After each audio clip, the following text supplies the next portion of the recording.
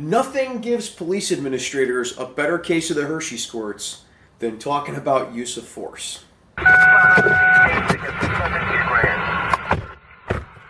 Alright, man, take a seat, buckle up. Ordinarily, we'd start with orientation of the car here, but we got calls pending, and we got to get to them. So, we're rolling. We're going to have to learn on the way. Alright, today, Now, we could talk all day about gear, and we could talk all day about force continuums, and we could talk all day about policy. But in the end, as a very astute subscriber of mine stated a couple of weeks ago to me, it's called free field training, not free academy.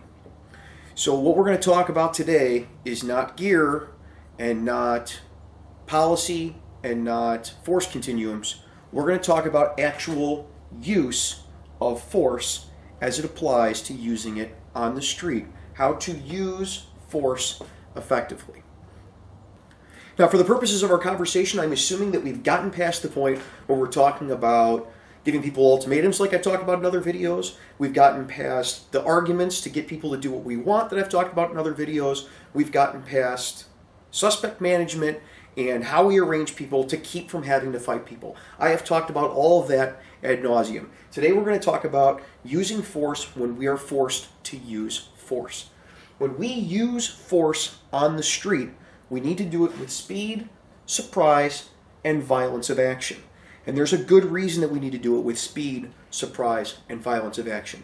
When we use force, but we use it half-heartedly, we increase the probability that something bad is going to happen to us and to the suspect that we're using force on. When we use force half-heartedly, we increase the time that the force application takes. We increase the duration of the fight. And the longer the fight goes on, the more likely we are to get hurt, someone else is to get hurt, the offender is to get hurt, the suspect is to get hurt. The longer it takes, the more likely is somebody is to get messed up. So when we use force, whether it's the baton, the taser, OC spray, we need to use it with its full potential, which means when we tase someone, we need to take taser's recommendations to heart about where to tase that person. If we're not aiming properly or we jerk the trigger and we hit them in the leg and they fall and they get up and they fall and they get up and they fall because we have to keep applying the taser, we're increasing the likelihood that that person's going to get hurt, and we're increasing the time and duration of the fight and their ability to fight with us. If we hit someone with a baton and we do it all half-hearted, bent over at our waist, smacking them in the legs, and they back up and then come back at us and they back up and come back at us, and we apply force 10 or 15 or 20 times because we're half-heartedly hitting them with the baton, then we are increasing the time that that engagement takes, and we're increasing the number of injuries that we're causing to them and giving them an opportunity to come injure us.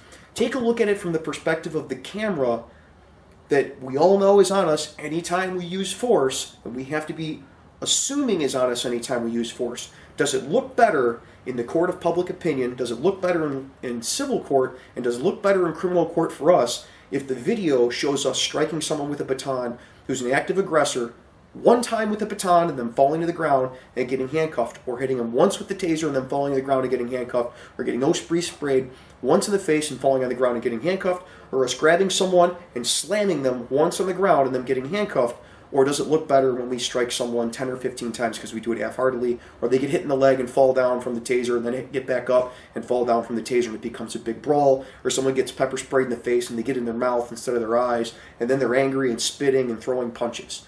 Or we grab someone and then they pull away and it becomes a struggle and we fall to the ground and knock a whole bunch of stuff over in the Wendy's.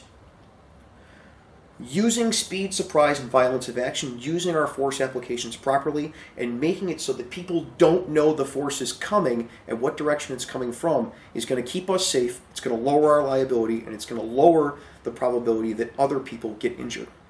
So keep that in mind when you're out on the street, when you are forced to use force at work. Use speed, surprise, and violence of action. Until next week, you guys stay safe and take care of each other. I'd like to thank all the Patreon supporters, and especially the shift supervisor level Patreon supporters that we have listed here. Your contributions are what allows free field training to continue on and become better. Thank you.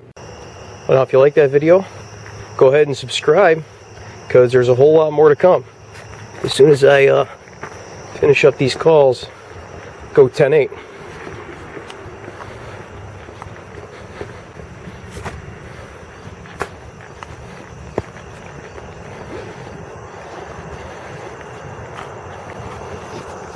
County 291. 291.